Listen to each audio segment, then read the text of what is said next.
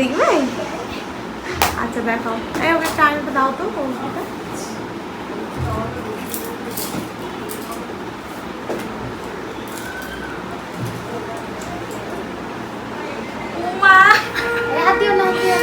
দেখো আনন্দের জ্বালায় তুমি আবার ঘেঁচে ফেলো না। ভালো লাগছে? সবকিছু পছন্দ তো? মানে খুব খুব খুব হয়েছে? নাক না চোখ সবকিছু পছন্দ? রাগ করেছো কতটা আমার উপর? সত্যি বলবে?